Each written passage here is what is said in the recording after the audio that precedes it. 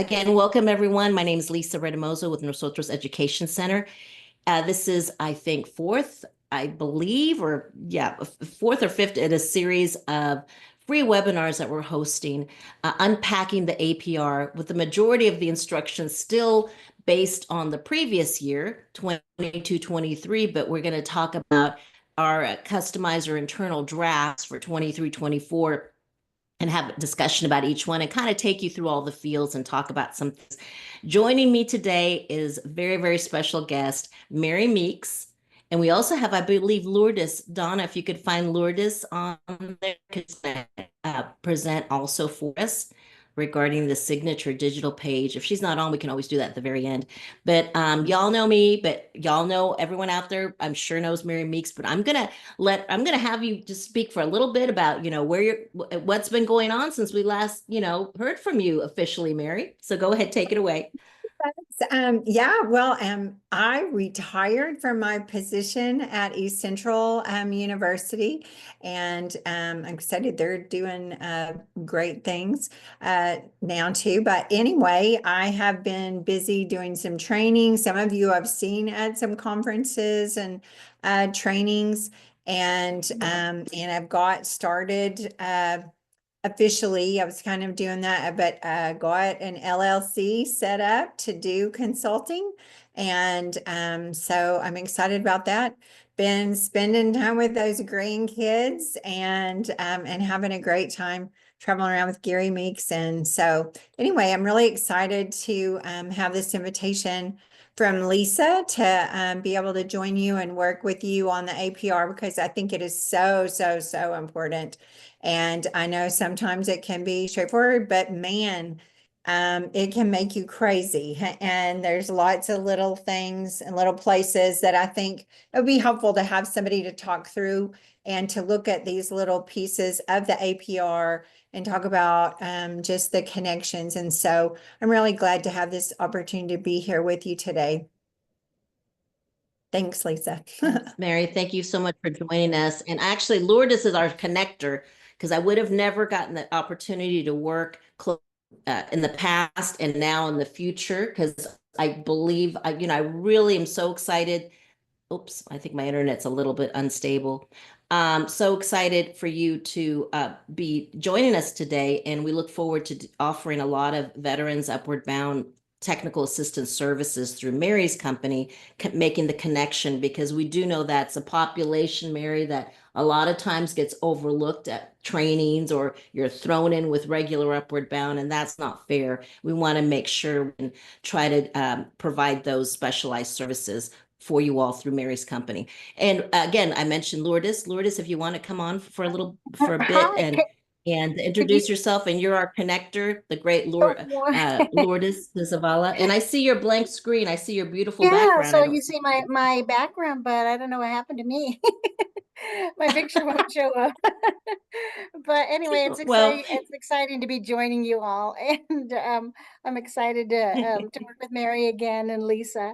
And thank you for inviting me. And I'm just going to be on a short little bit of time to help you all get started with thinking about the one change with the digital signature. So thank you for allowing me to join Lourdes, thank you so much, because both Mary and I are newbies to that, and you're so well versed in it. So for about no more than about 10 minutes, y'all, we wanted to Lourdes is going to, if you want to, I'm going to stop sharing, Lourdes, if you would like to share that document. Yeah, let me go ahead and share it. She'll take us through this, because it can't go in if we don't deal with this certifying official issue, digital signature. So take it away. Thank you.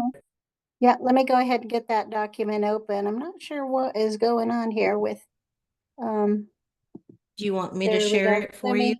Yeah, let me go ahead and okay. Yeah, here we go. Okay, here we go. Okay, great. Can you see that okay? Sorry, yes, don't forget to zoom. Don't forget to zoom when you can, okay?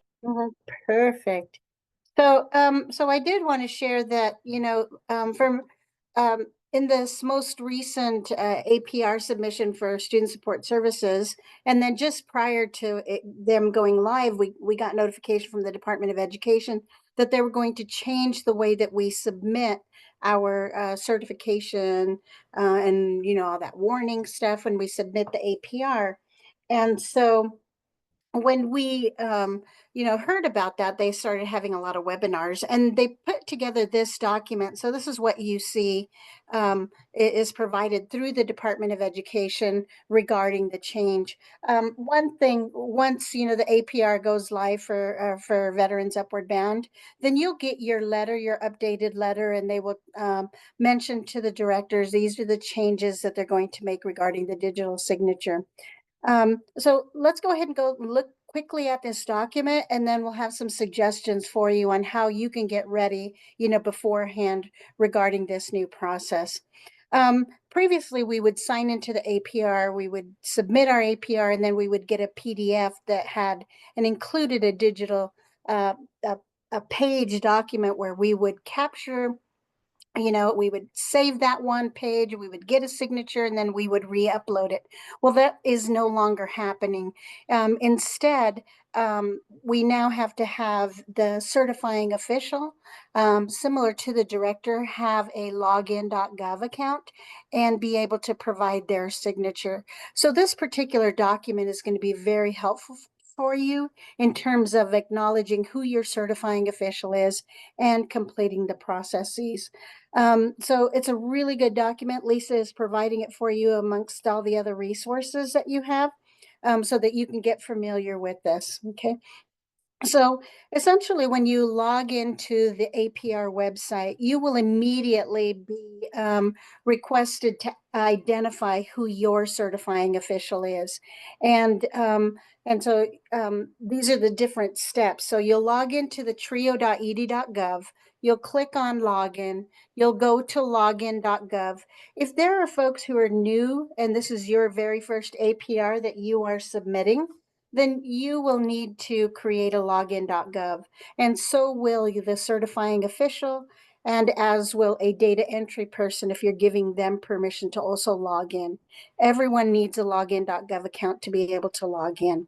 But for the certifying official, we'll just need to ensure that they have also completed the process. When you log in as a director, you're going to see step number 3 that's going to say, you're the director, log in, now certify. Is this the name of your certifying official? If it is, you can go ahead and click on yes, and you can proceed with the APR submission process. If it's no, you'll have to fill out a form that will open up, and the form will go ahead and allow you to go ahead and fill in the information. And so that's kind of what you're seeing on screen. You'll enter the PR number, the first name, the last name, the email address, and indicate in the role that this is your certifying official. And that will send an email message from the contractor who is maintaining the APR website to the program specialist to get permissions and approvals for that certifying official. That is not, this of course is not the process to assign a certifying official. It's really just filling in the form and requesting for the department to say, is this your certifying official? If you need to designate someone, then you can use this form, but again, it does need to be forwarded on to the department, to your program specialist for approvals. You'll notice that also in this previous slide, if you're not ready, let's say you are logging into the APR website, it just went live. We know that we need to log in and we need to download an Excel file that will include the names of those individuals that we have to report on. And we oftentimes want to log in and get this process started. So you can, and you'll notice it's, and I apologize, it's not a really good image, but right next to the no is a skip.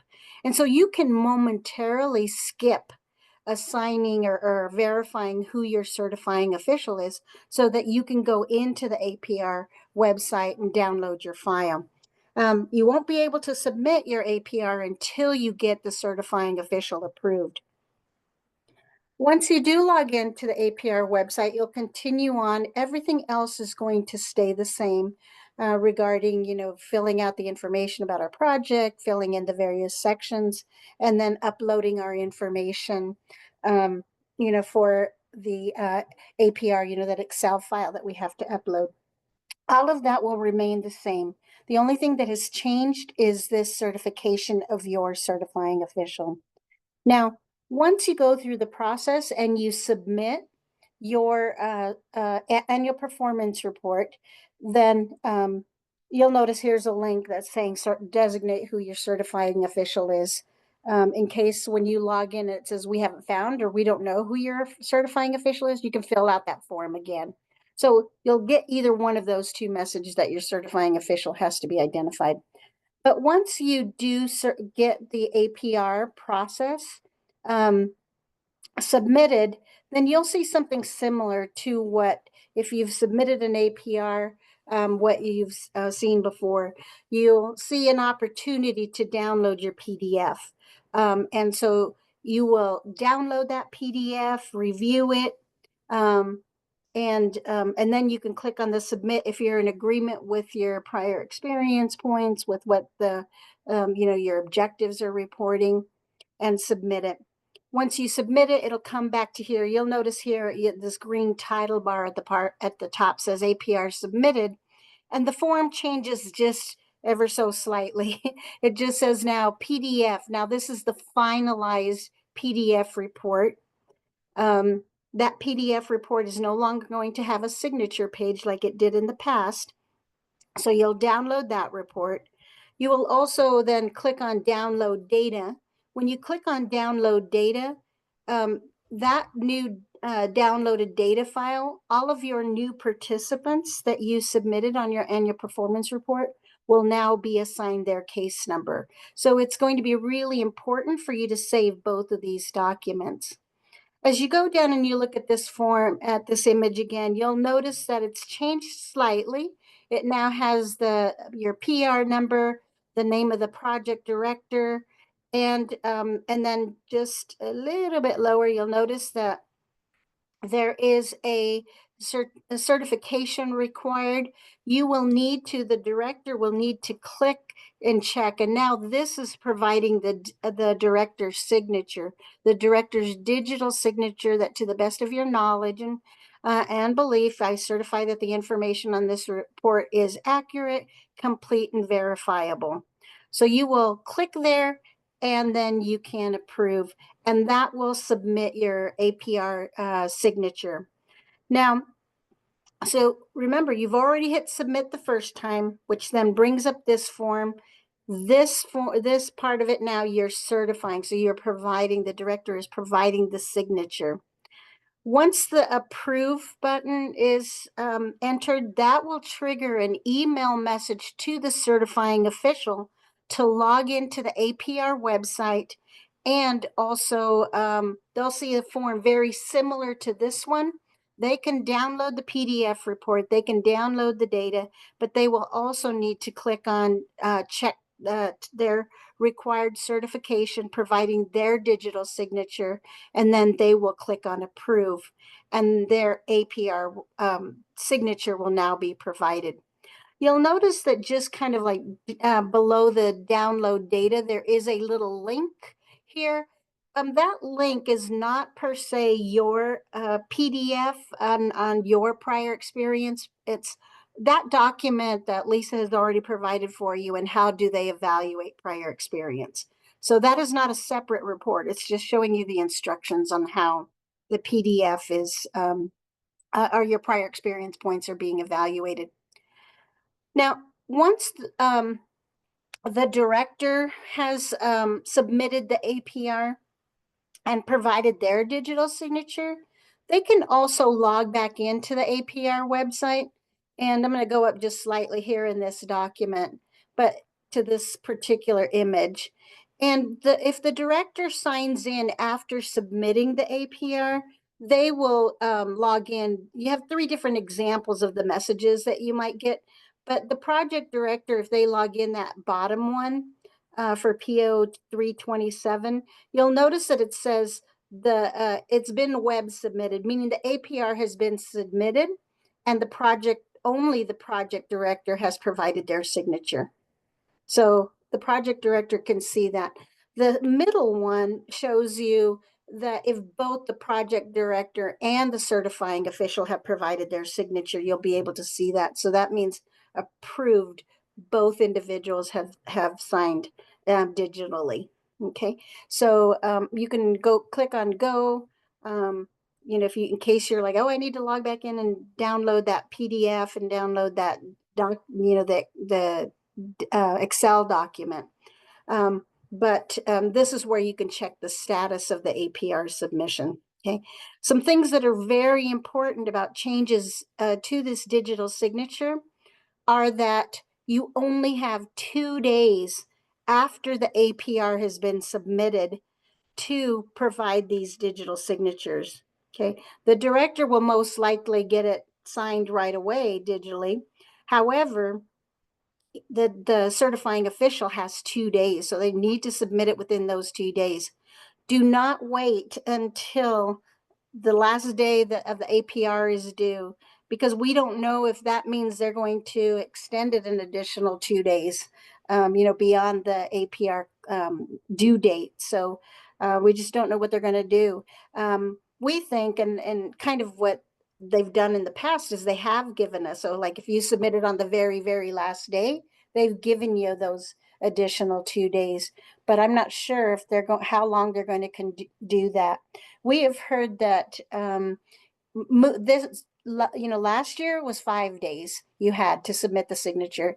This time they're saying 2 days, but they're saying that in the future, and this was shared from the department, is that they're going to remove the 2 days and you have to submit it immediately.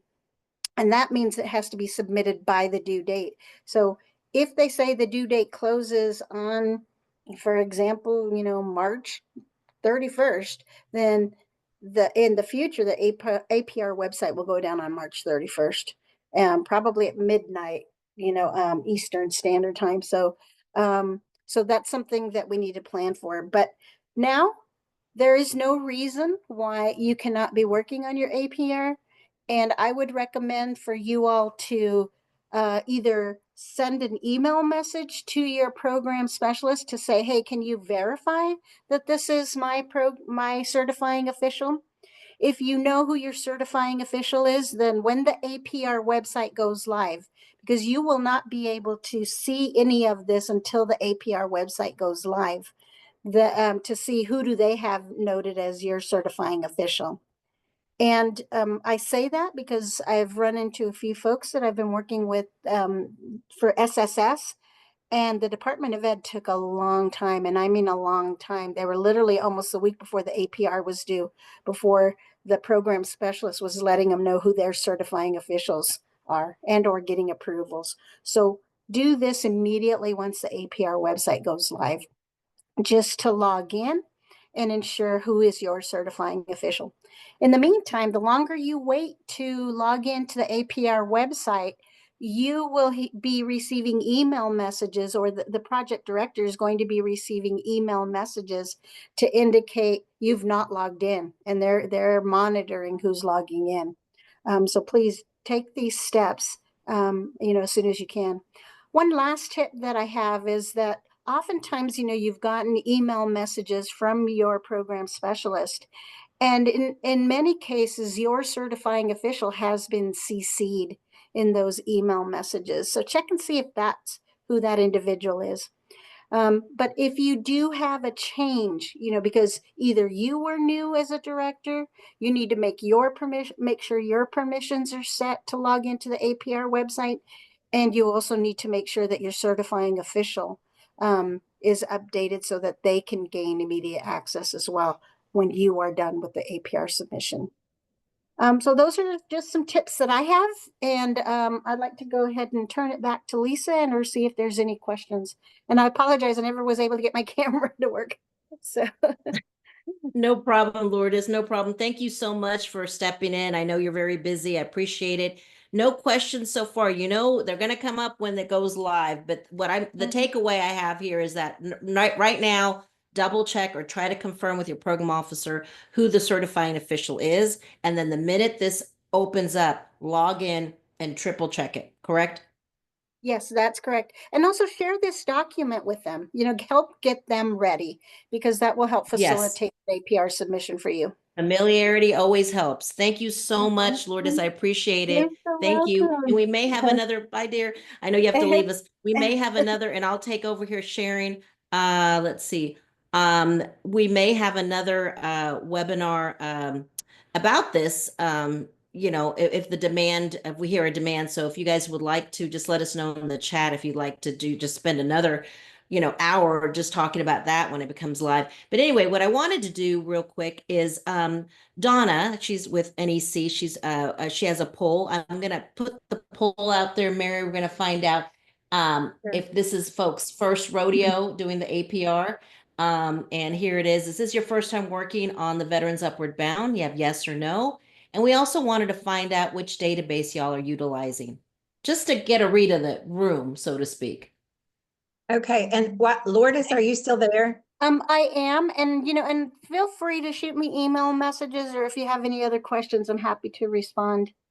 Okay, I Can you just put want your email address in the chat? Go ahead. Sorry. Oh, sure, sure.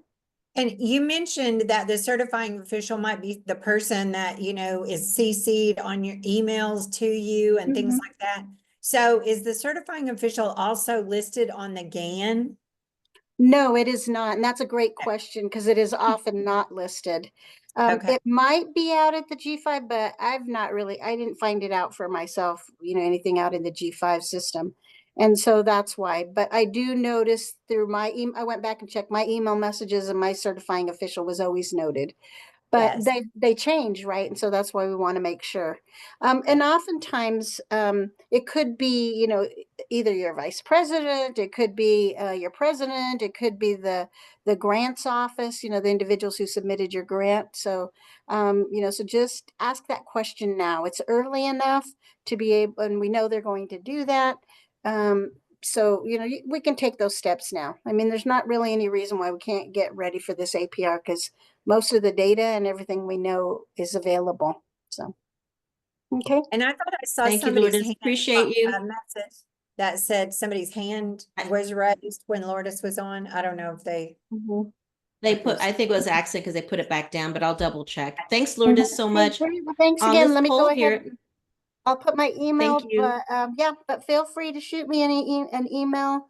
I'm happy to respond as needed. Okay. Thanks again, Thank everyone, and good you. luck and happy Talk to you holidays. later. Bye. Bye-bye. Bye. Thanks. So we have 40% is the first Veterans Upward Bound APR, Mary. We have 60% that have been there before. And then we have about 51% using Bloomin', 9% Lakai, and you can see the breakdown there, and 26% student access. Some are using Excel and 6% using other. Okay, so just wanted to put that out there. And now, Mary, can you all see the document here? Where would you like me to start, Mary? Would you like to start on the record feature here?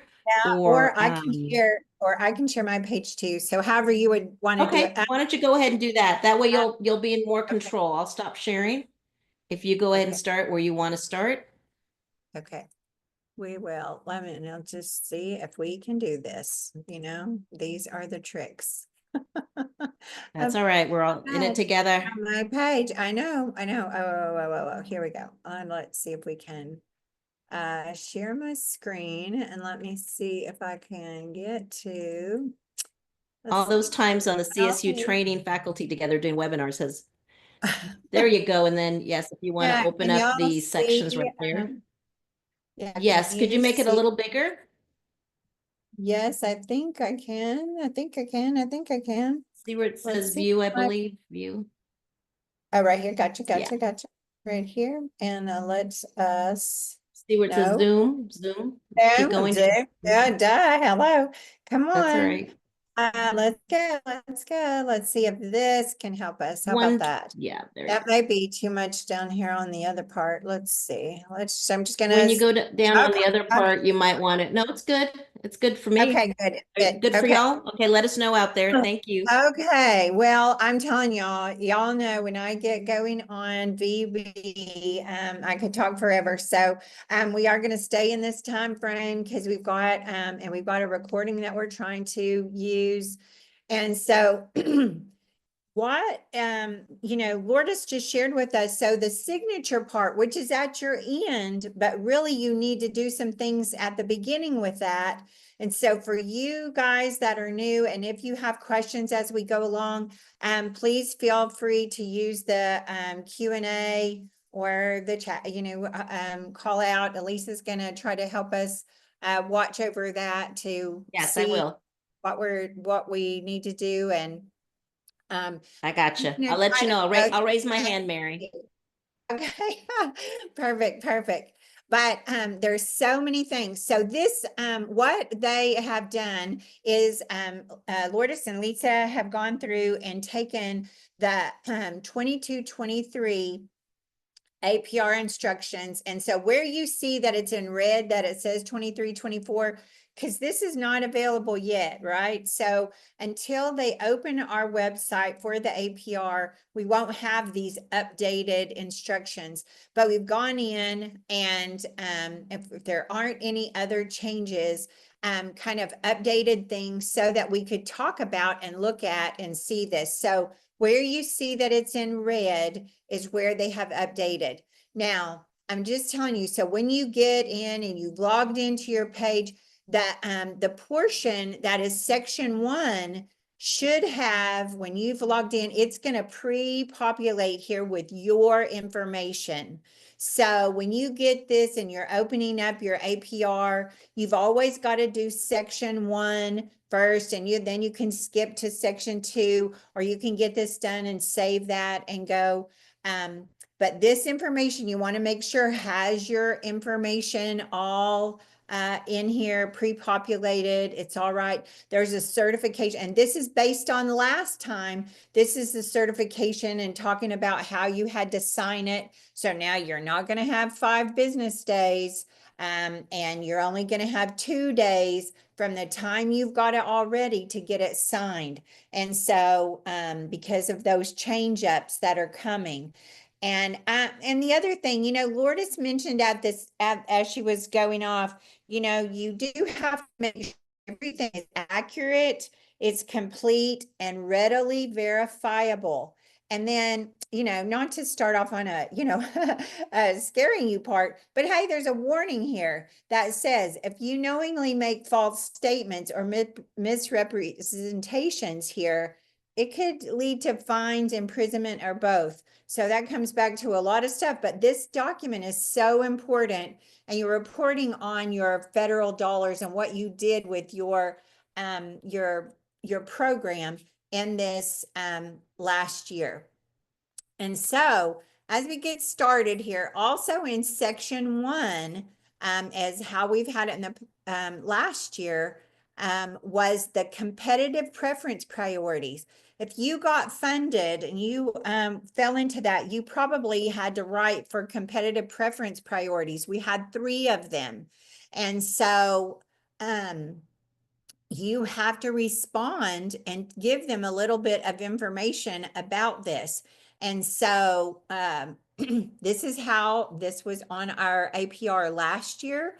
It gave you the competitive preference, and in priority 1, we had to enter a number of participants who received that intervention. You had to type in that number, and then you had a text box.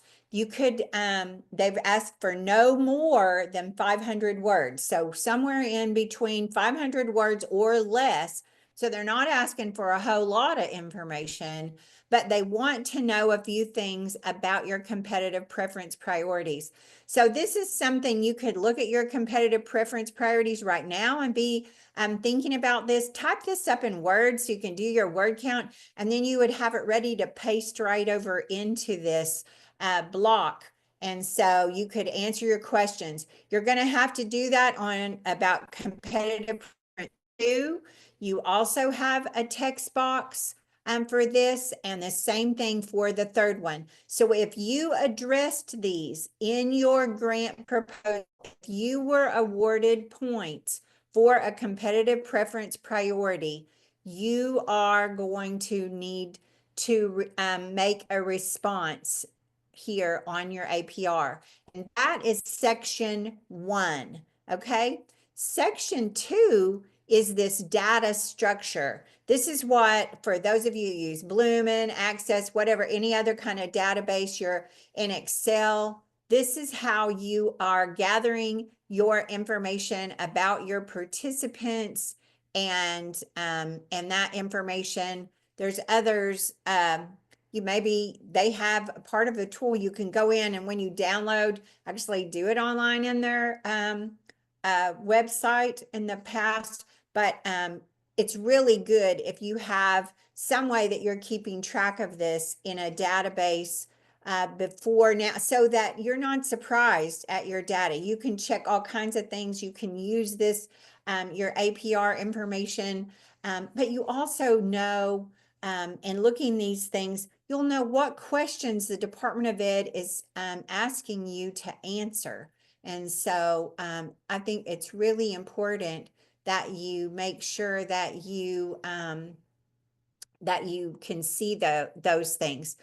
In this data structure, you are, some of these fields you can't change once you've submitted an APR.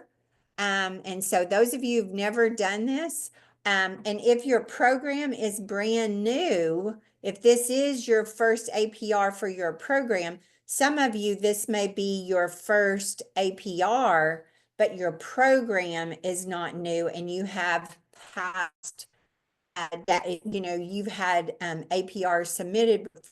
So those are two different kinds of things going on, because I do know there are some newly funded VUB programs, and you're going to have to, you're looking at trying to submit an APR and for the very first time. So there's lots of, different types of questions that we may be having as we're going along. And again, I know this is going to be, so we've got an hour here. So it's like, I don't know, it is a lot of information. And so trying to get these or get your questions answered, please feel free to type your questions as we're going along, so we can kind of make sure we answer those, and if we run out of time at the end, that we'll try to respond to some things, but wanting to make sure that we hit on all of these pieces.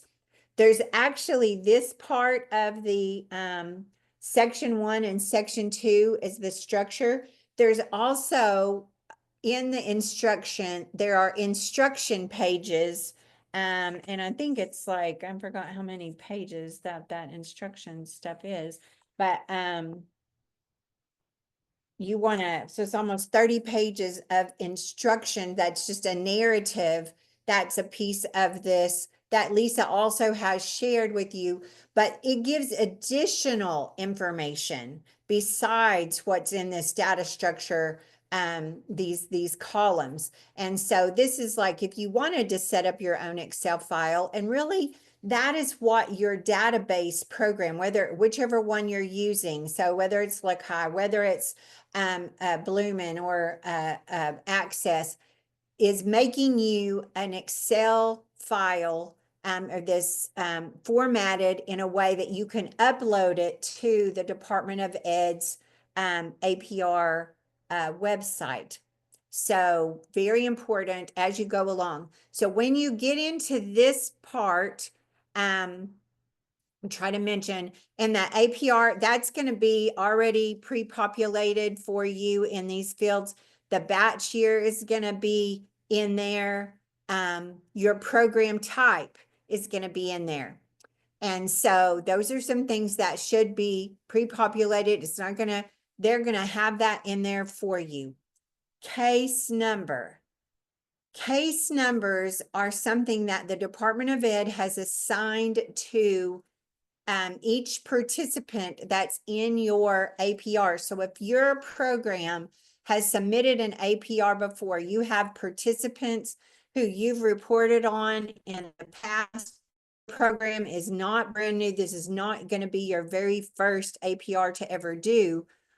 You're going to have a file that is something that that is in the instruction steps. You will download a spreadsheet that has all the folks they expect to see. They do lots of cross-checking and verifications using that information in your report. And so they assign these. This is not something you can assign. They assign the case numbers. But everybody that you're adding that is a new participant is not going to have a case number until after you submit your APR. Then they're going to give you back a file. So after all of this and this verification business that has to happen, they're going to give you back a file that is your final APR, and they will have already assigned all of your new participants with a new case number. So it's important for us to talk about, I mean, this is kind of very intertwined, but case numbers are something that are used instead of when we stopped using social security numbers. The Department of Ed is assigning a case number so they can keep track of who you're putting into and how you're tracking your participants over the time. Okay. So last name, first name, and middle initial are things that you have to have for your folks and to put them in. I'm going to tell you in here that even if you misspell somebody's name, you want to double check these. If you misspell it, you can never change it. You have the last file, line 50 is where you can put in a different name if you need to reference that, but you want to make sure you have this right. Also, you don't want to use any commas or quotation marks, any kind of punctuation in their name as you're going along. So here, make sure that you get this in there. It says, you know, periods and apostrophes, but most of the time it doesn't, or even I know if you use Bloomin', it doesn't want you to have those in there. So you can never change it if you've got these, and sometimes the APR program has actually indicated an error. So want to be careful about that. Double check those name fields because it cannot be changed. Date of birth.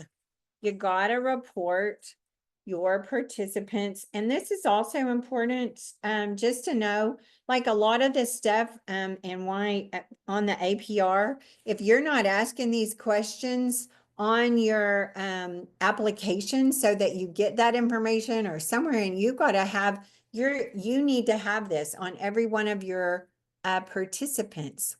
And so you really need to make sure that you're gathering this information. I always think it's really interesting, and I'll point out a few of the places because it drives me crazy, that they allow you unknown. They allow you to put in unknown, or it's one of the choices. However, if you have too many unknown reports, they won't accept your APR. And then it's also a big a problem in some of these things that they're expecting you to have data on and you don't. It's a lot of red flags. So you want to make sure you're gathering as much information as possible. Okay. This is something you can't change. You want to make sure that you're getting the format right and their date of birth and they're good. Okay. Gender, they changed this last year. This is the first time that that a non-binary or another gender was listed. So we actually have 3 choices. This for 22, we did not, you know, it wasn't a question we were even asked. This is something that sometimes the department has done to us. You know, they've been doing this for 25 years, that that sometimes they add a question or change a question and you weren't even asking those questions as you were going along. So if you had male and female and you could answer such, it may be something that you want to update on your applications as you go, because now you do have 3 choices here.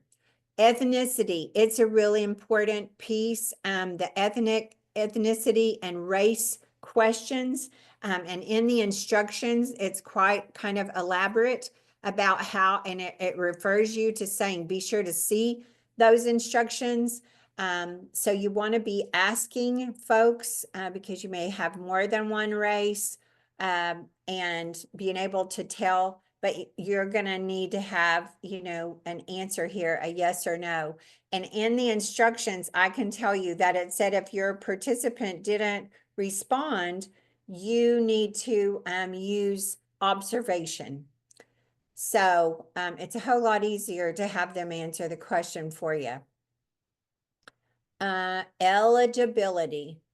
Oh my goodness, I could talk for a week on eligibility. I guess, Lisa, I don't know. I know I see chats are popping up, but I don't have the chat bar open on my thing. So That's me. That's me putting tips out there and kind of adding to what you're saying. I'll let you know. Perfect. I'll raise my hand when someone's got a question. Okay. Thanks, ma'am. Perfect. No, thank you. Sorry. So being, the regulations and being consistent, making sure that you know how you're backing up your questions. There's a lot of times in these things, and especially with eligibility, if you have someone, don't forget your assurances. You've got 2/3 of your number that have to be both low income and first generation. And if they are at a high risk for academic failure, which we have 3 criteria, and the next questions are about that criteria. And so if you,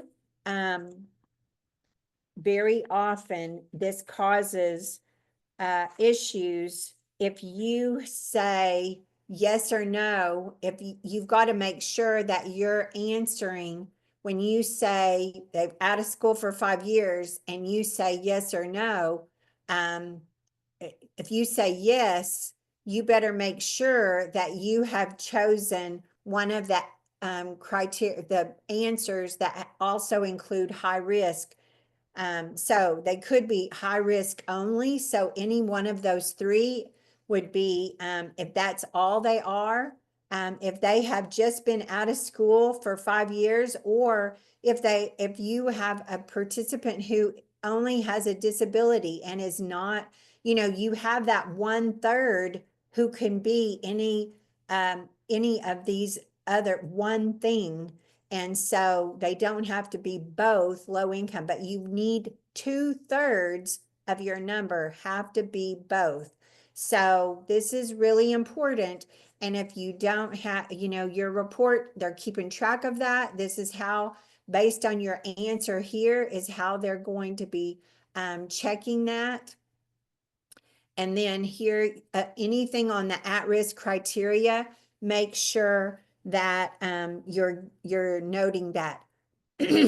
I always think these little notes that they put down below, I wanted to point out, so it's on all 3 of the criteria. If your participant was served back in 2013-14, because we didn't have the at-risk criteria until 15-16. That's what this is saying. So I just want to point out, because I get this question a lot. Oh, well, how long we're tracking people, or how long they're going to be on your APR. You could have people on your APR for a long time. And if you don't believe it, this is why they have this note, that you could have somebody that is on your report that is prior to 2012, 2017 in that cycle, that were served back in 13, 14, 14, 15. Okay, that's over 10 years, folks. So you need to get the idea out of your head that you're only going to be tracking these folks for 6 years. You could have somebody on your report a long time. And if they change the questions, you still may have to address that. But so if there's confusion or we need to discuss this a little further, we can, but I just wanted to point that out. But in 2015-16, they added this at-risk criteria.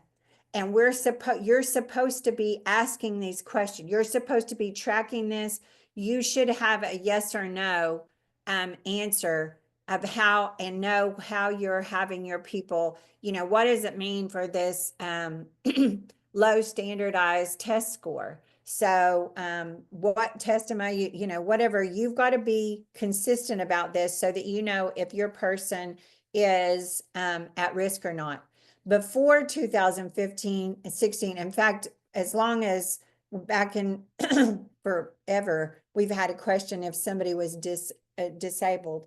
And so they are expecting you to answer this for everyone. And so all of your folks should have this answer. So what your current year people, your past year, all your prior year participants should have an answer to this.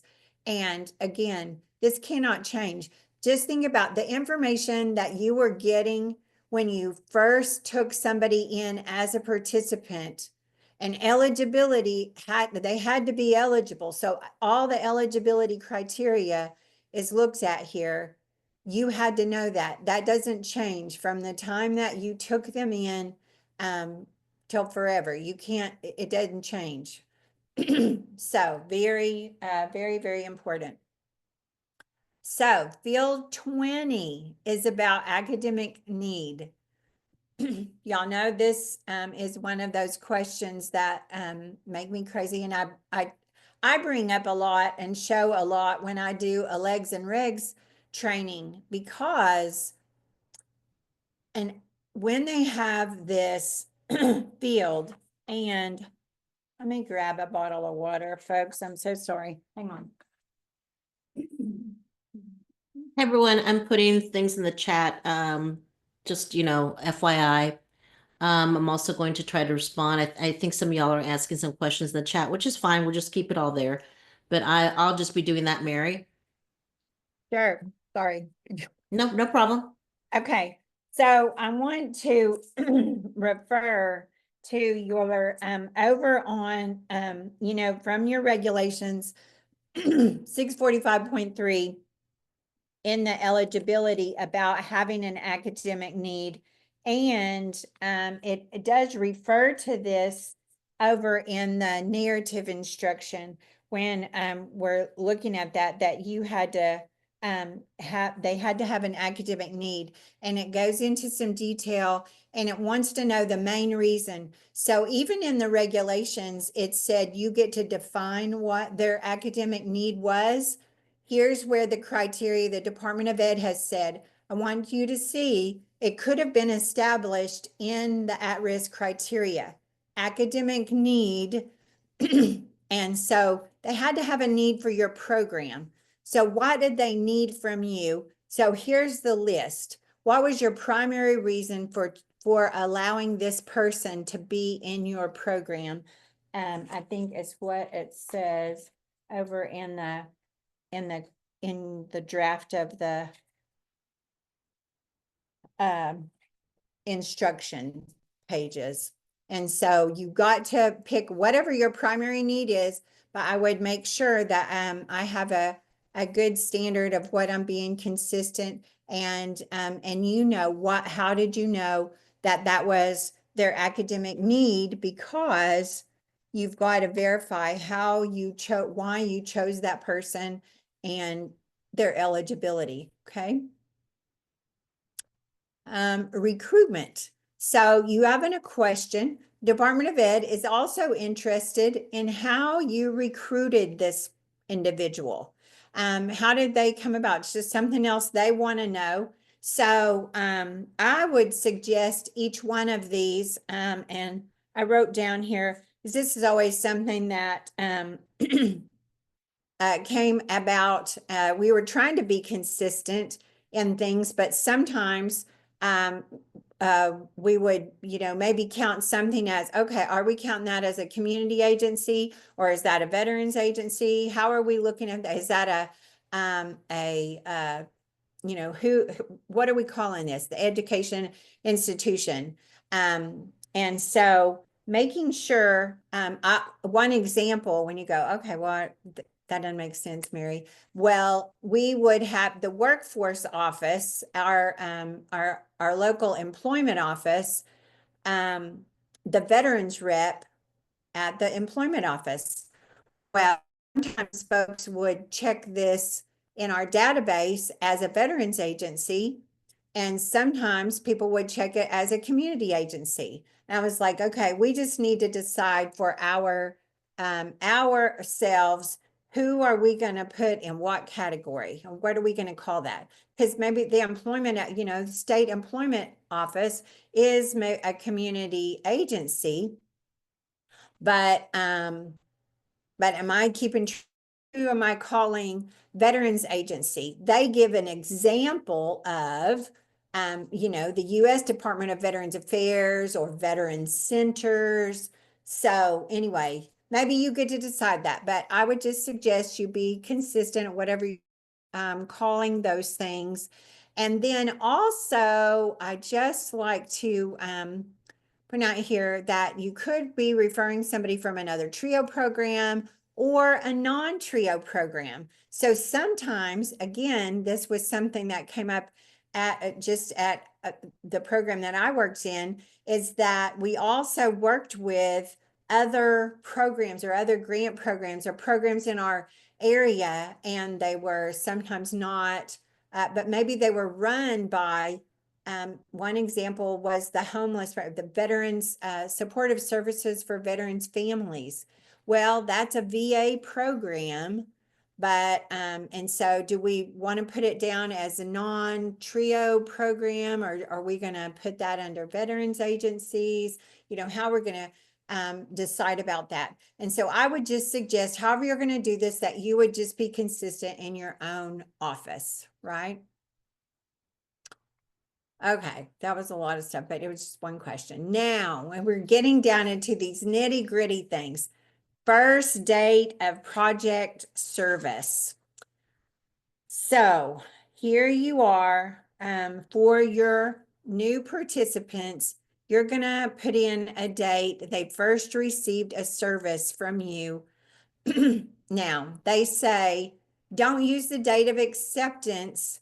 This is something common too, that wording that we see in Upward Bound, or sometimes for Upward Bound high school programs, because they may accept. Your program takes applications and takes a while to accept folks into your program. You might not want to use the date that of your that you got an application if you're not accepting them. Most programs that I know, and so I don't want to lump everybody because it may not be you, but I just want to say, like, they're pointing out that there's a difference. Most programs that I know, whenever they take the application, you are starting services right then. Like, you start doing some stuff with them, you may interact with them, you may exchange, you're adding. So you have services.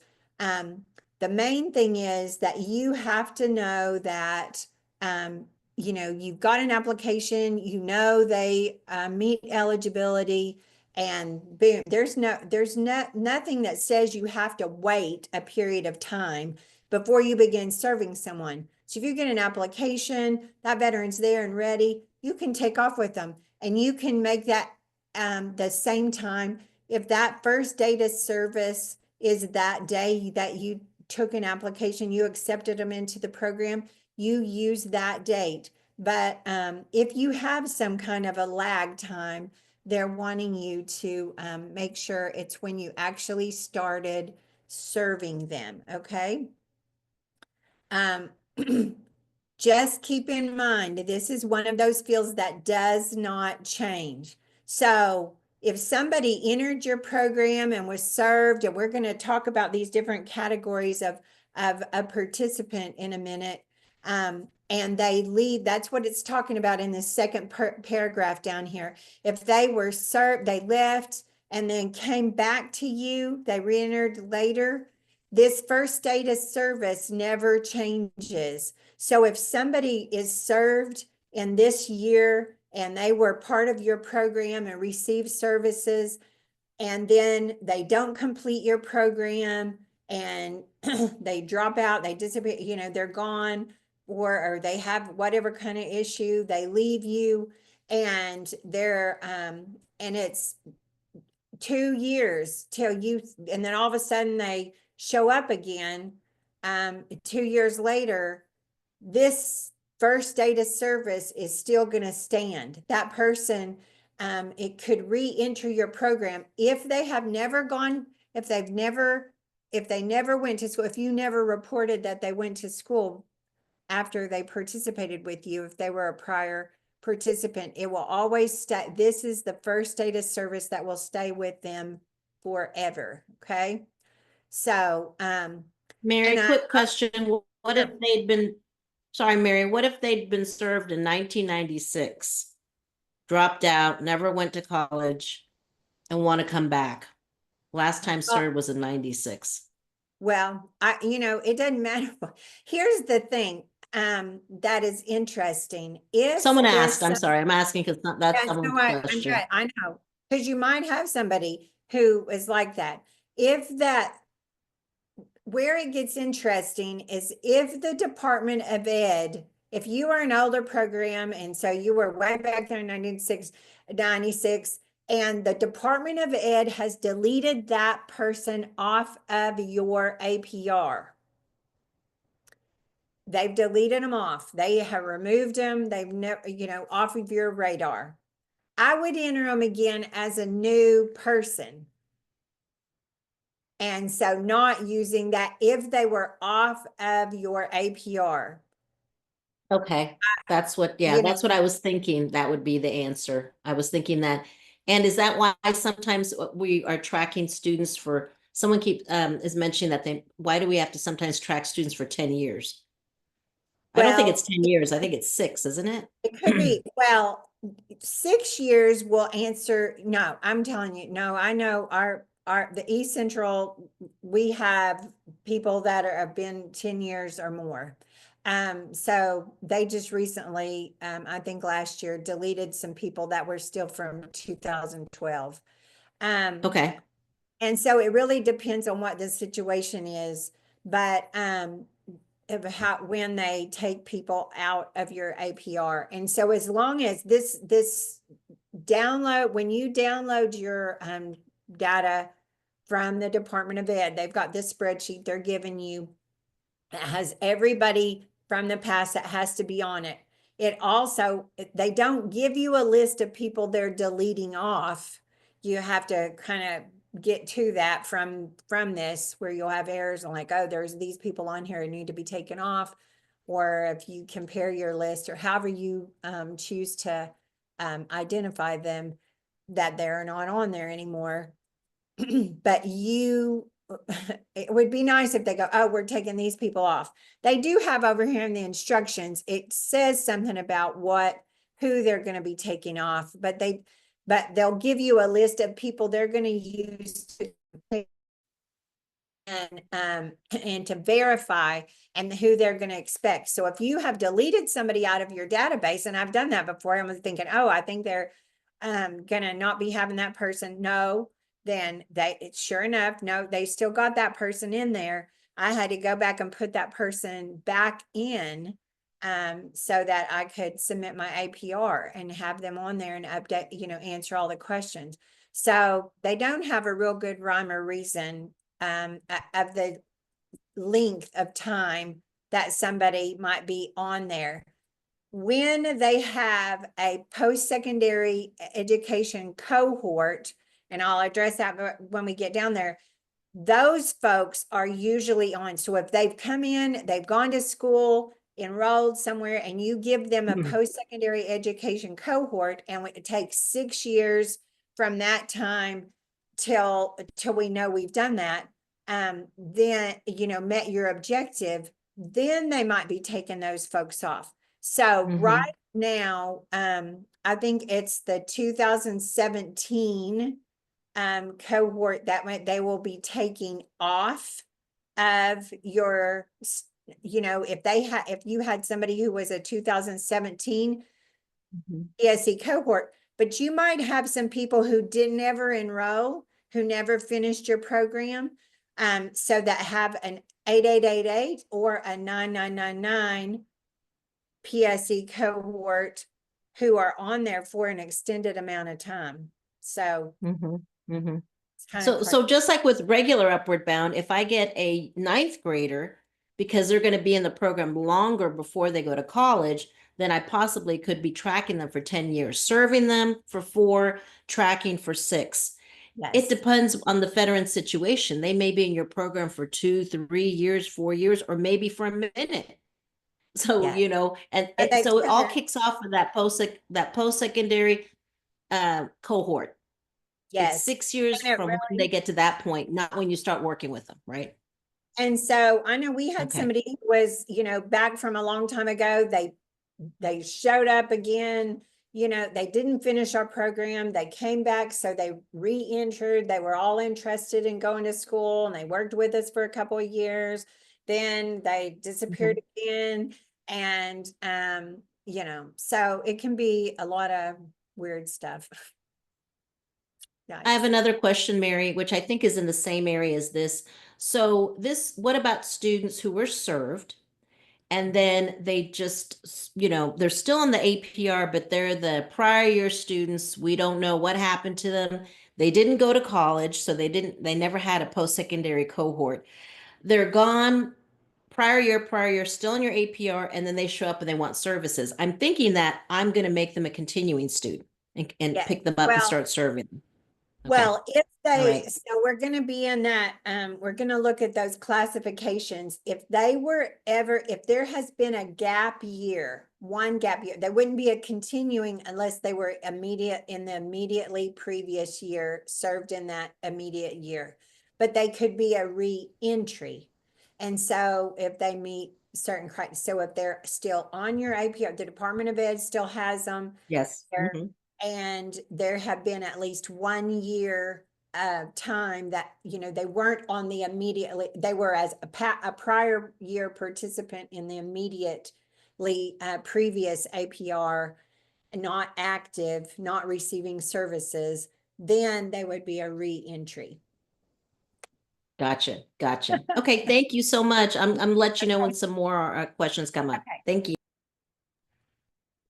I also find it extremely odd, and I have this highlighted a few places on my stuff, but this one does not say accuracy is extremely important, but they have it on the next few ones that require a date.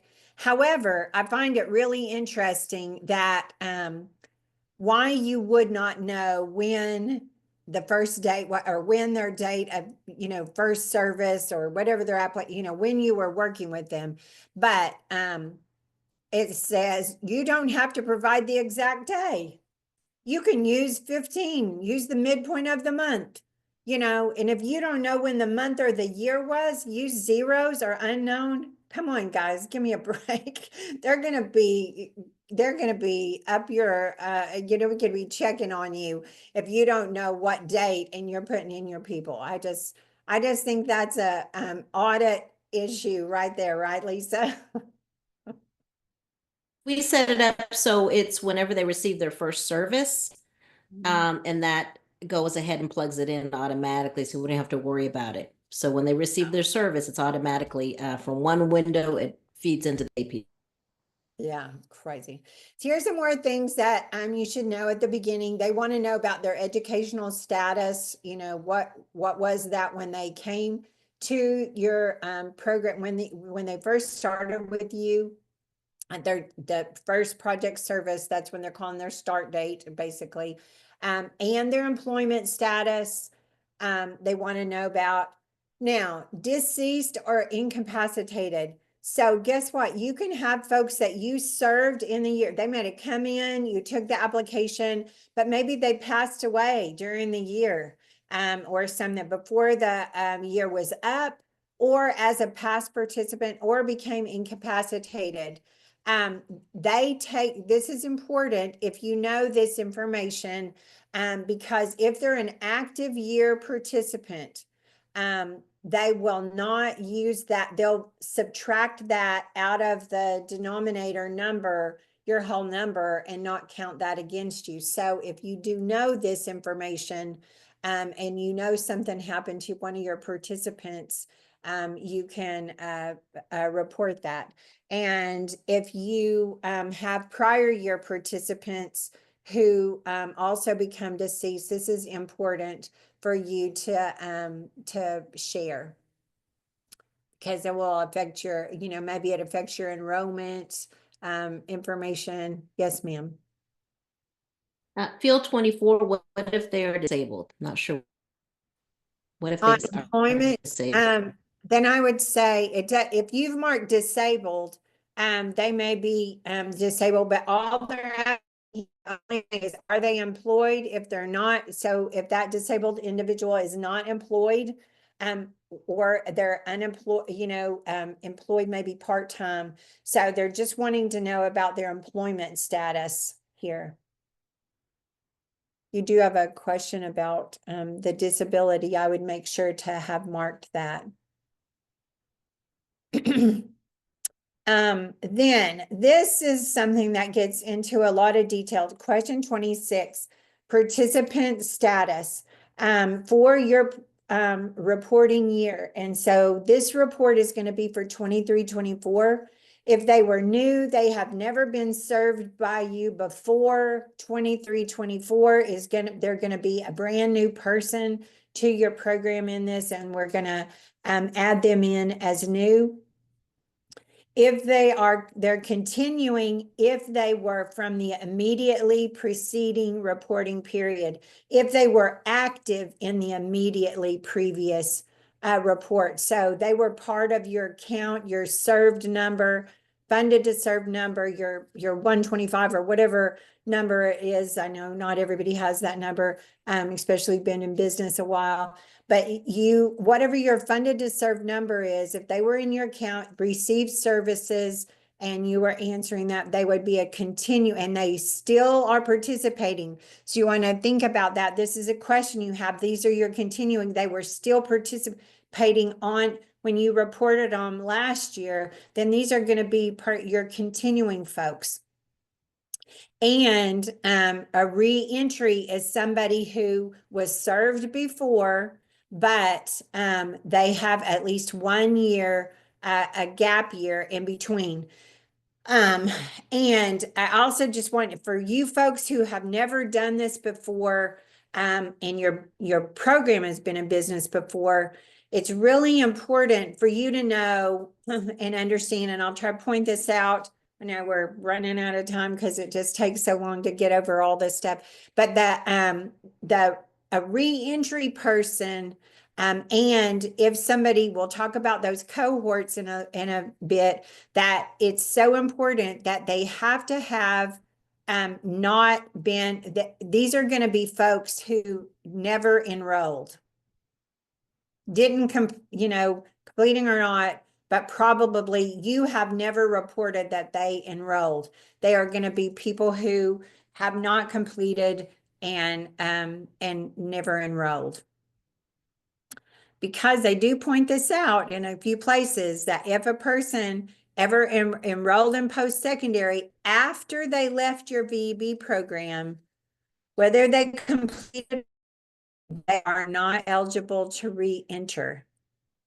And so that gets to be a real kick in the toots, but because you would think those are some of the people that you would want to help, but you want to make sure prior year participants are those who are still, you're tracking them, and they are on your report, but they weren't served. They weren't part of that active served number. Like you were funded to serve 125 or whatever number your number is. If you're an older program, you have a funded to serve number.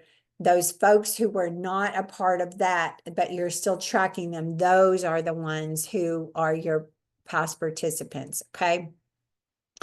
27, I'm going to try to speed up a little bit. Sorry that but this is so important, I think. Served by another federal program. Y'all, we have an assurance about this. So along with the 3 assurances for VB, You have two, about the 2/3 who could be low income first generation, the other 1/3 being something else. Your other assurance is that you will coordinate with another program. And this refers to this, that they are, the information that this is how they're tracking that. If they are served by a program that's similar to VUB in your target area, I just find it real interesting. So they point out that they want to know if you know they were served by an EOC project, you also got to know and keep in mind about that accuracy and your record keeping. How do you know this? Okay. So if they receive services from someone else or they didn't receive service, you know, if I didn't know, and I wouldn't say, well, I don't know. I mean, I don't know the answer to that. If you don't know something, so I would just, you know, refer to that as no. Like, you only have to answer this for those active people. You don't, you know, you're not answering this for your prior year participants, but those who you serve during the year, if they're getting services from someone else at the same time, you know, how do you know that? And then you have a place of it. If you referred them to someone else, you know, you've got another question here. So you want to make sure that you're keeping track of this so that it doesn't catch you unaware. Call to active duty during the reporting year. So if your current year participant got called to active duty, you want, and again, you want to know, how do I know that? So this, if they left your program, that might be why they exited, something else. But if they were a prior year participant, they're asking you. But here, this is some important information again about how do you know those things. So keeping a note of it, you're keeping record. This is something that you want to decide in your office. How do I know? And if I don't know they were called, I'm gonna just maybe report no, because I don't want to have 100. If you have too many unknown answers, your APR will be rejected. So you don't want to have unknown here. You just need to, you know, if your person was in your current year people, your prior year people, you're tracking them if they're still in school, you know, or whatever, you're gonna be just what you're gonna know about that. Okay. 29 these are about your objectives. Now we're getting into objective. This is how they know whether or not you're meeting your objective. This is how the Department of Ed is going to be using this information. So academic improvement on a standardized test. And so taking a look at what that objective really says.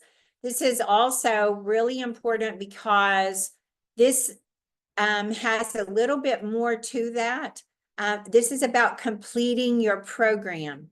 You need to know, how am I defining someone's completing my program? Because the question gets in here, you know, when you look at all of your answers here, and I talk about this sometimes a lot, but I don't want to just be the nature of time, and we need to get to some more questions here. I'm going to be going here, but it's yes, your person completed and improved. They completed, but they didn't take a pre and post test. You know, they took the test, but they didn't improve. They completed, but they didn't take a pre and post test. And so, so a lot of things here packed into these choices, and you want to take a look at that. And so if they are somebody who did not complete your program, and this is a question you'll answer in another place. And so if you have not if you identified somebody as completing and then didn't answer this as completing, you might have an error. Or you said they didn't complete in one place and then you answered it here as they completed and improved. So just know that for this objective, this is about the people who complete your program are the ones that you're really interested in, who are going to help you meet your objective and of improving. And these are pre and post tests after receiving services, not just at the beginning. So there's a lot to this. Okay. Your last date of service. So the date of last service in your program. Here's one of those things. So important date, you want to put the last. So what are we calling the last date of service? I'm just going to point out a few things here that the Department of Ed puts in here and gives you that I find so interesting. Accuracy is particularly important for this field. But they want you to report the last date they were no longer being served as the date of the APR submission. So you don't need to get the exact day, but be accurate. So anyway, this last part, except for reentry people, you can't change this again. So you have to keep that same date, but just know, and in the directions, I marked for myself here whenever you're talking about this. So it also says that, you know, you can decide when you're working on them. Let's see, what does it say? I want to find this because I really want to.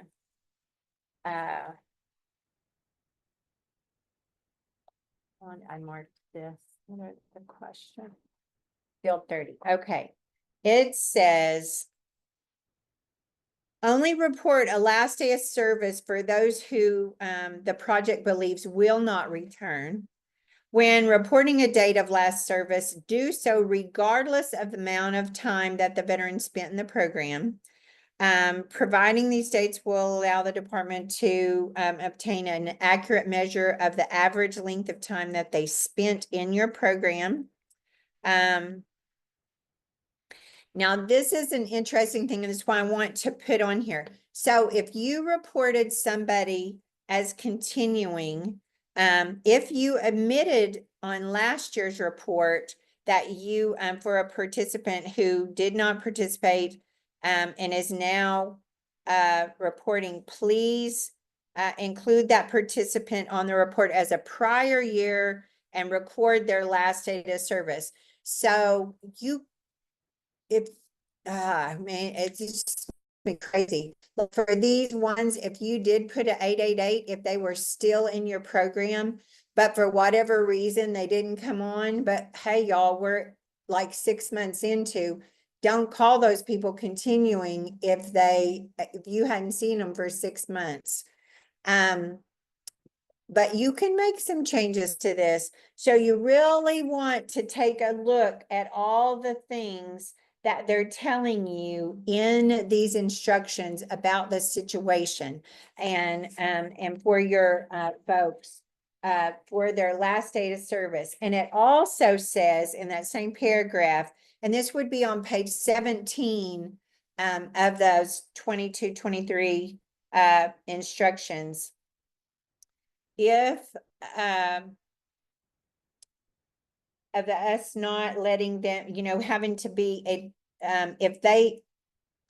it says it would be best if you could use a date they last attended an activity, but you also could include contacting that participant regarding attendance or activities. It's like, so when you're trying to contact them, but they hadn't. So if you have somebody who came in and was all gung-ho and maybe you saw them for a first week, or maybe you saw them one time, you can't use the first date of service and the last date of service as the same day. You've got to have some time in there. So if you were trying to reach out to them, or you set an appointment and they didn't show, or you're trying to do stuff, or you're closing them out, or you're doing whatever, I mean, you get to pick what you're deciding about here. So I know that's going to cause some question, but But anyway, just keep in mind to read thoroughly the instructions about this last date, because this is going to be when this person left me. It's also really important when we get over here to the date they enrolled, because they cannot, your last date of service and the date they have started school cannot be the same date. And so you've got to make sure you adjust those things so that, you know, it has to be one date. If school started, they started school on August the 16th, you have to have at least dropped them by August 15th. Okay. Does that make sense? Hopefully. Now we're to completion year. This is completing your program. This is not the PSNE cohort, and the project year things are a little bit different. So this is if they completed your program. And if you will notice here, it even has, you might have to code somebody as a 2222 if they completed your program prior to 2012-13. So do you think you can have 1 year more than 10 years? Yeah.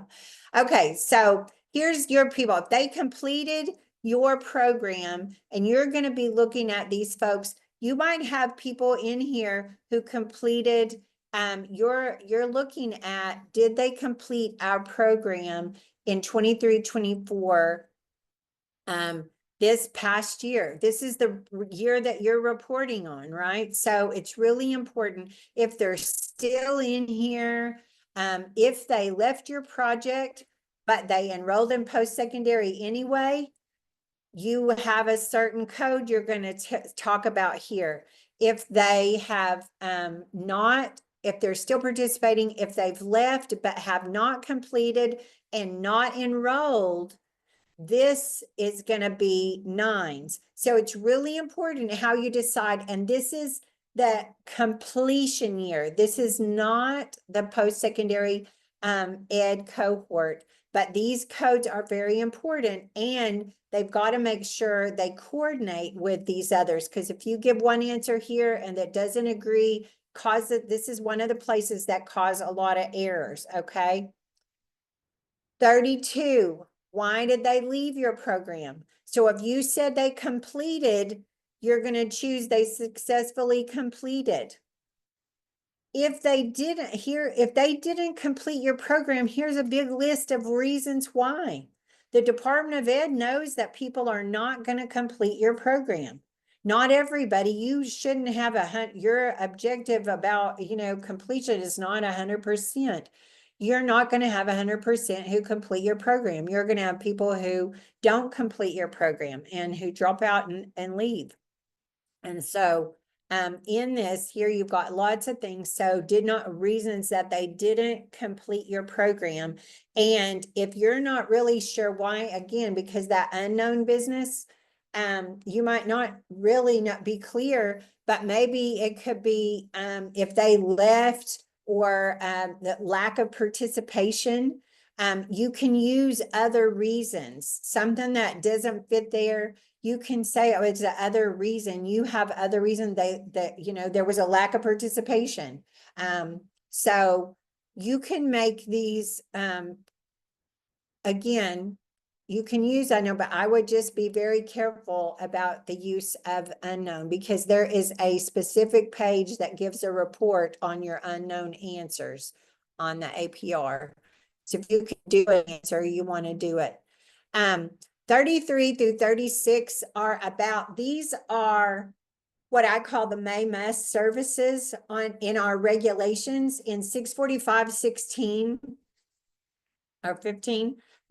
We have most people call these permissible services, but it says veterans of Rebound may provide them. But then the next sentence, it says that you must.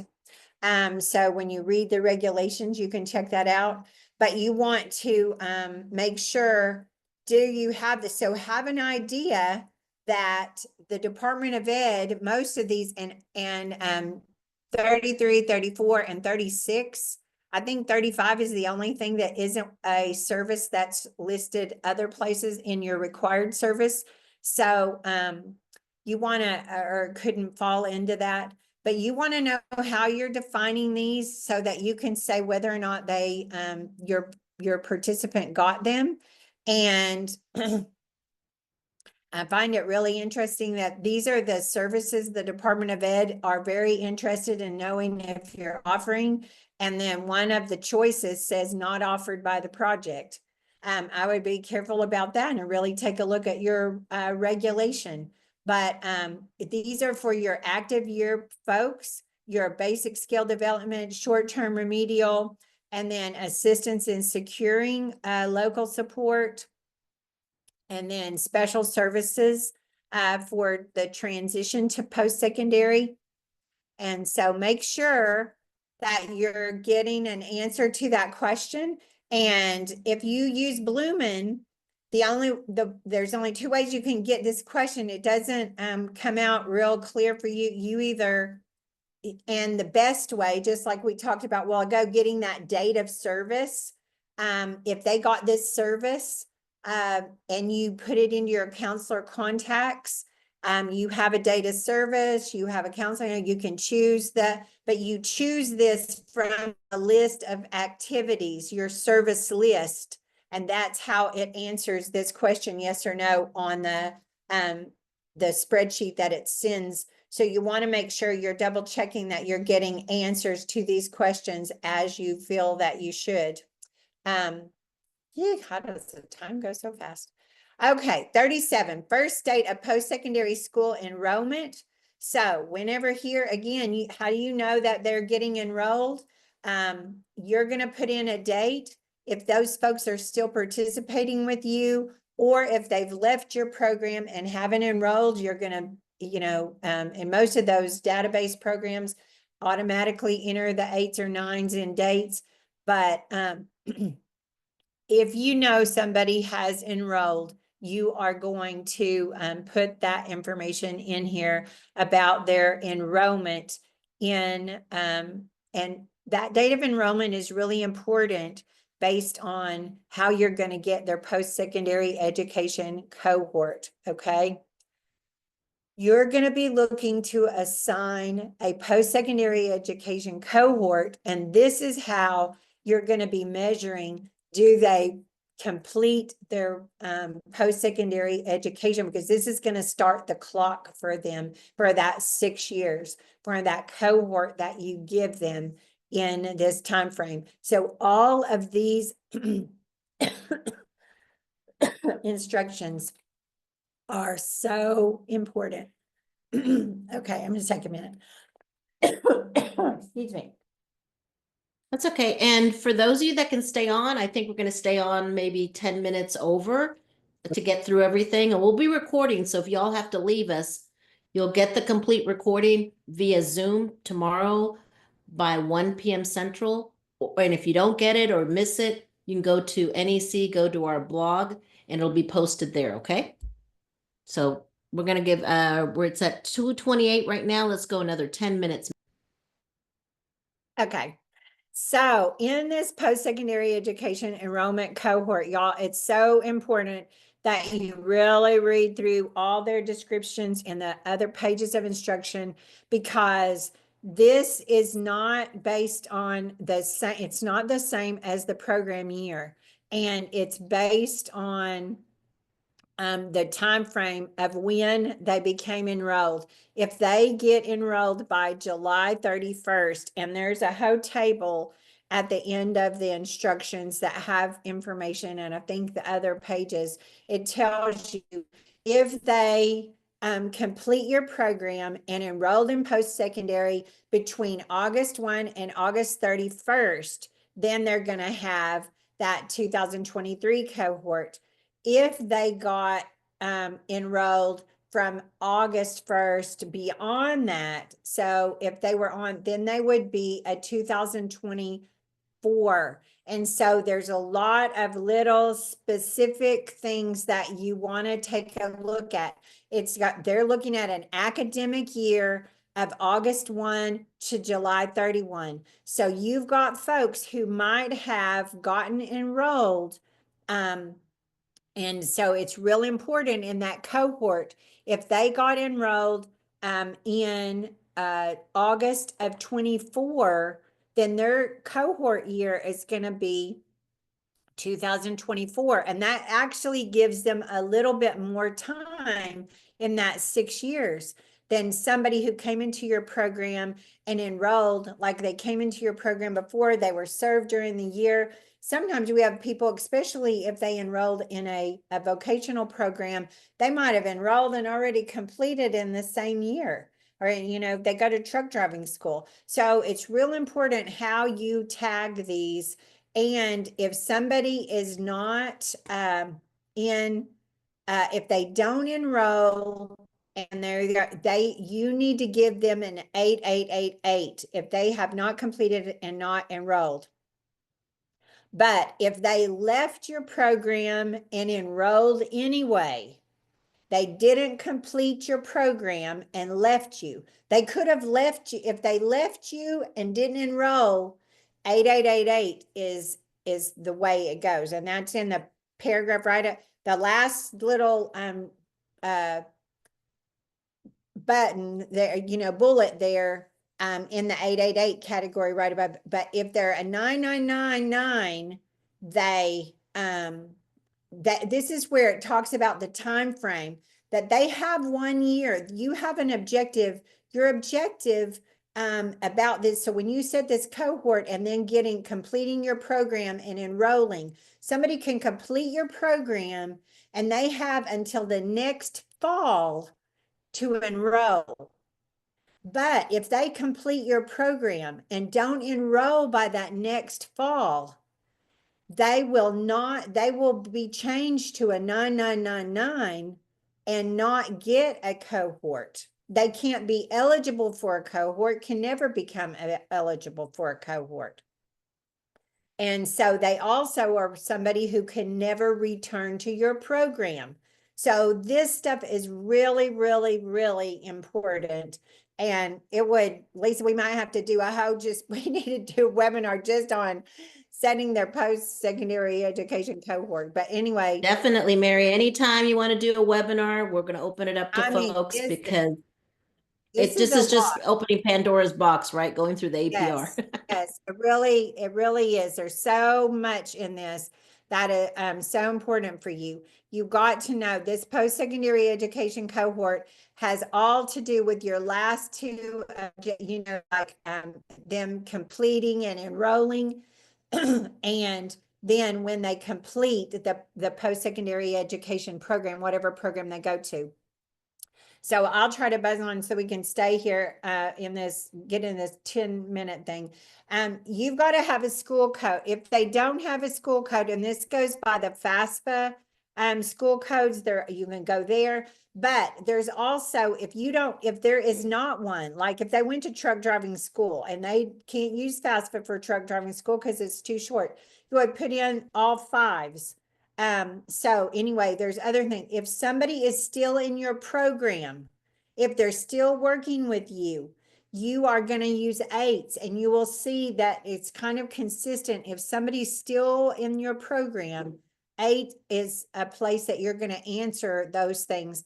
And 9s, if they leave your program, whether they complete it or not is going to be the choice here. So if they're not currently in your program, but this is an important field. So, well, they're all important. Source of post-secondary education information. Y'all, now the Department of Ed wants to know, how do you know this stuff? How do you know they enrolled? What do you have that's telling you these days? What do you have about this information? And again, so they're even checking you. How are you deciding this? So they want to know, do you have an official college transcript?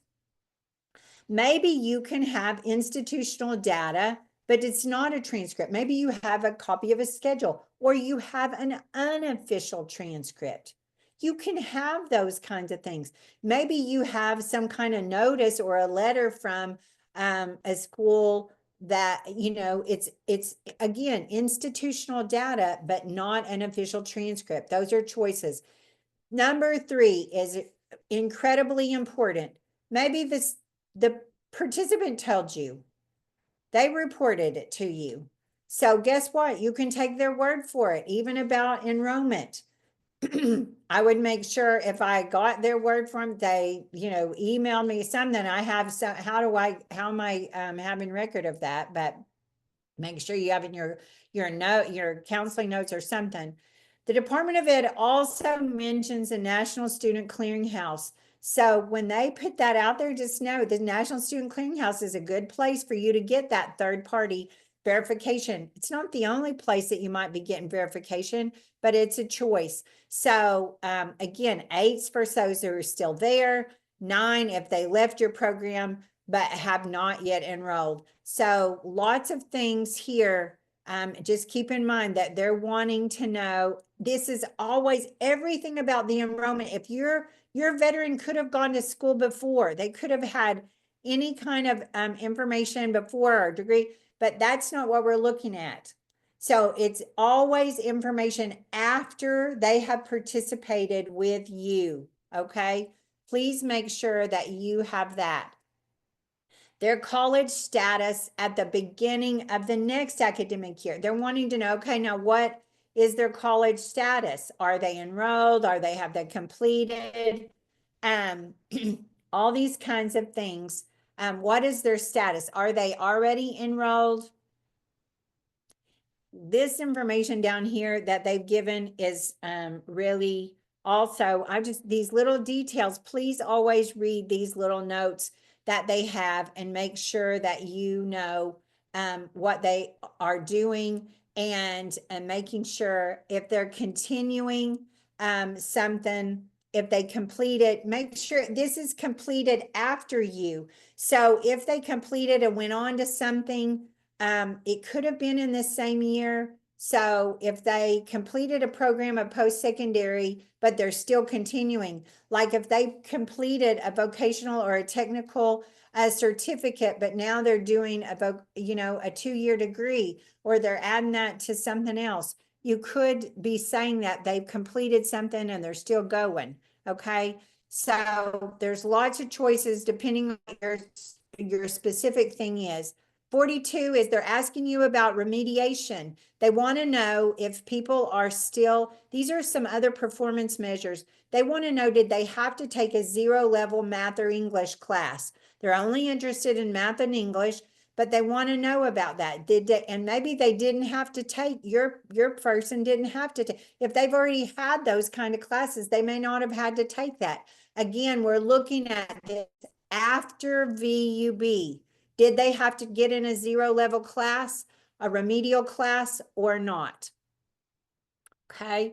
And then these last ones, we're getting into, did they complete a certificate or which kind of a program? They want to know which kind of a program are they enrolled in. So did they enroll in a certificate program? This is a vocational program, something that's less than 2 years. Is that what they're in? If they're not, if they pursued something else, like if they're in an associate's degree or a bachelor's degree program, you choose 2. But whatever, are they still enrolled? Then, and also this is where you're going to update this to say when they complete these. So we have a certificate. When they earn their certificate, you're going to put in a date that they earned that the first time after they participated with you. And we have the same thing for an associate's degree. You're going to put in a date if they chose associate or a bachelor's degree. Okay, so you can only have 3 different kinds of certificate, post-secondary education. So if you said they were enrolled, and here we want to know what's their status, and then when they complete this, when you give them a date, this is the date the Department of Ed is going to use to see that first date of school compared to this. Did they get that in that 6-year time period? They're also checking this for those additional performance measures of, did they complete an associate's degree within 2 years or 3 years? They're also looking at that to see, did they complete a bachelor's degree in 4 years or 6 years? The last 2 things, length of active duty. Now this is about your cohort. So the cohort, when they get to that 6-year mark that we're going to be reporting on. So this time it's going to be the folks from 2018 that were interested in. I think so when you're looking at this and you said they were on active duty some of those prior year or whatever you said, if you know, do you know how long they were on active duty? The Department of Ed, even if your folks started school and ended school, they're not giving them any additional time to complete the degree, but they are gathering this data to see, did people have to leave school or not? So they're only looking at them by a specific, this is only about folks that were in a specific cohort. So your people that we're trying to see, did they graduate on time within that did they get the degree within the 6 years that have to do with your objective? That's who they're looking at here. And so that's who you would answer that on. Make sure you have something to back it up if you put on. 50 is if you have somebody that changes their name or does something different, or this is just a field to help you because they won't allow you to change a name up there in the name that you included before. And I'm so sorry that I went long, but Oh, no. Not at all, Mary. It's so much to cover. Yes. It's so much to cover. You remember in our trainings how many times we went over? I would too. It's not enough time, you know. But we just wanted to get you started. Mary, we'll probably do another one once it goes live. And in the meantime, what I did is I put in the chat the link if you all want to get additional technical assistance directly from Mary. It's in the link. You can go to our webpage. You'll also get it. We're going to post it on the blog with the recording. And also I'll put it in the email that you received from Zoom. And we went through that super quick. I know you guys have some questions. We could spend a whole day on it. And Mary, maybe we will. And that's what we're trying to do. We want to try to start building up specific workshops and services. Mary and I have talked about doing something monthly where we have maybe a 3-hour podcast or some sort of Zoom meeting where anybody and everybody you want to talk about, for free. And then also, there's also a services that we can provide for you if you want individual technical assistance. No word on when it'll go live. I don't, if we can remember last year, Mary, do you remember when it went live? Last year, I think it was late. Yeah, it was. But it was February, and it was due in March. And so March. Yeah. So could go out in February, but doesn't mean you guys cannot work on it now because the year's over. Yeah. Act like these are the final instructions. Get that done. Be waiting so that you're like, when is this thing going to open so I could just upload it and be done with it, and check my data. You do not wait until it goes live to get started. Please don't do that. Yes. And so we're ready now. Both Mary and I can help you. Definitely Mary's ready to go. Let's keep her busy throughout the holidays. How's that? Maybe not through the holidays, but right when you get back. Yes, thanks everyone. And I see, Tara, I see your question about the continuing person. If they were new in or served in this 1 year, they're not they were continuing in the next. So they could have gaps, in their service. And so the timing and some of the ways, if you're trying to answer too many questions about past or people who get enrolled and stuff, you've got to make sure you let them I served them and now they got enrolled, and maybe you report on their completion in the next year or something. It's Gayla too, Gayla with Lakai. I'm sorry, Gayla, we didn't give it a shout out, but if y'all need Lakai, we have a representative from Lakai that we've invited to attend. So if anyone needs individual assistance with how to work, use Lakai to do their APR, Gayla's great. She'll meet with you individually as well. So her email, if you can put your email there, that would be great, Gayla, as well. Mary, thank you so much. I'll catch up with you later about the issue we were going to do on the calendar thing.